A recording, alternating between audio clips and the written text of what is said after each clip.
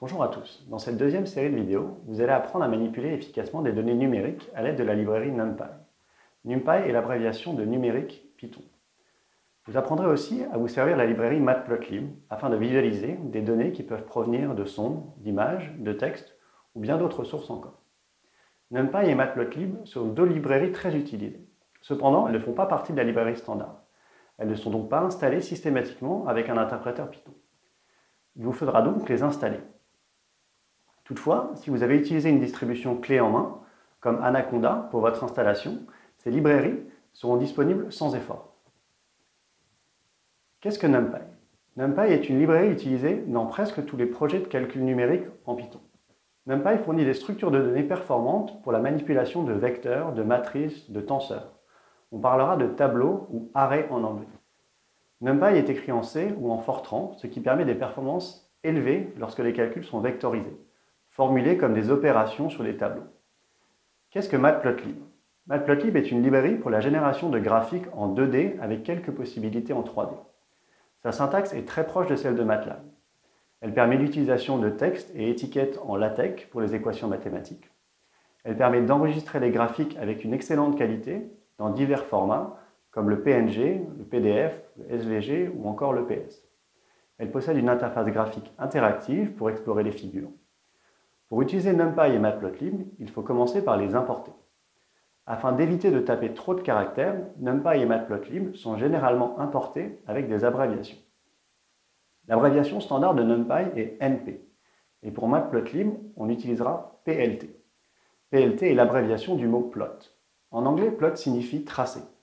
Ainsi, on écrira import NumPy as NP et import matplotlib.pyplot as PLT. Dans la terminologie de NumPy, vecteurs, matrices et autres tenseurs sont appelés tableaux ou arrays. Ces tableaux peuvent avoir plusieurs dimensions. On parlera de tableaux n-dimensionnels. Ceci explique le nom du type de données, NDArray, que nous allons découvrir. NDArray est l'abréviation de n-dimensional array. Il existe plusieurs possibilités pour créer des tableaux NumPy. Cela peut se faire à partir de listes ou de nuplay, ou encore à partir de fonctions dédiées comme arrange ou linspace que nous allons découvrir par la suite, ou encore à partir d'un fichier. Dans l'exemple ci-dessous, nous allons créer un tableau nommé V à partir de la liste d'entiers 1, 3, 2, 4. On écrira V égale np.array appliqué à la liste 1, 3, 2, 4. On peut alors afficher V à l'aide de la fonction print. Et on peut afficher son type à l'aide de la fonction type. Nous voyons que V s'affiche de façon claire et que V est du type np.ndarray. V est un tableau NumPy n-dimensionnel. Voyons maintenant comment tracer le contenu de V. Pour ce faire, nous allons utiliser la fonction plot de la librairie Matplotlib. À l'aide de la fonction plt.figure, nous demandons l'ouverture d'une nouvelle fenêtre. Ensuite, la fonction plt.plot est appelée sur le tableau V afin de générer le tracé. Enfin, nous demandons l'affichage avec plt.show. Si vous exécutez ces trois lignes, vous allez voir apparaître le tracé ci-dessous. Sachez toutefois que la fonction figure peut être omise si aucun graphique n'est présent. Une nouvelle fenêtre sera alors automatiquement ouverte. La fonction show peut aussi être omise si la fonction iOn a été appelée. C'est le cas dans le logiciel Spider par exemple. iOn est l'abréviation de Interactive On, qui signifie que nous travaillons en mode interactif. Allons un peu plus loin dans notre découverte de Matplotlib. Nous affichons ici V en précisant les coordonnées d'abscisse X que nous définissons comme égales à 0, 2, 4 et 6.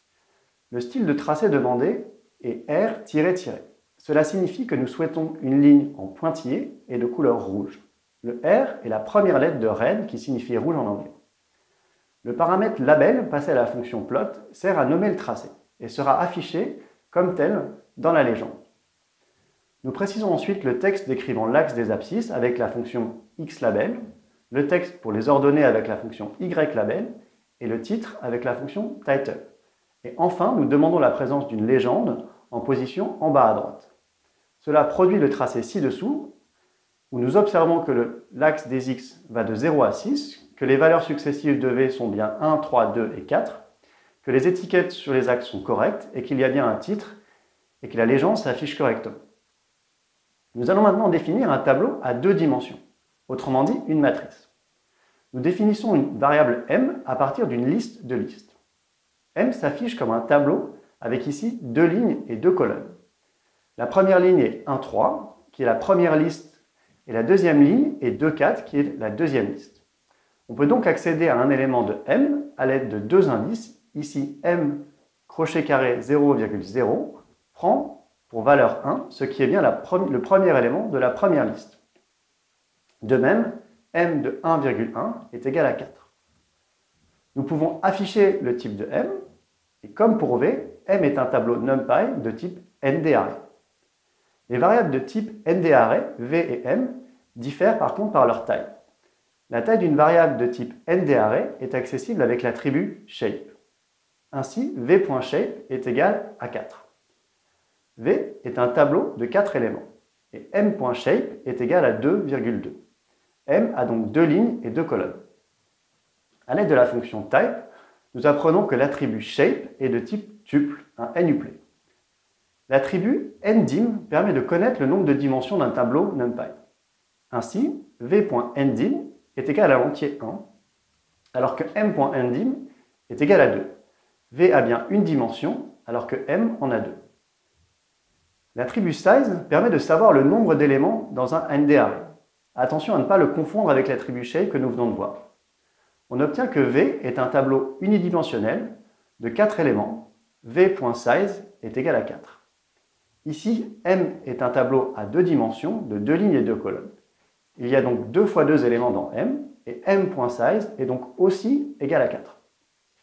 Illustrons à nouveau ces attributs avec un exemple de tableau à 3 dimensions. T est défini à partir de 3 listes emboîtées, une liste, 2 listes, 2 listes. T.shape est égal au nuplet 1, 1, 4. Le nombre de dimensions de T est bien 3, et le nombre d'éléments dans T est encore une fois égal à 4.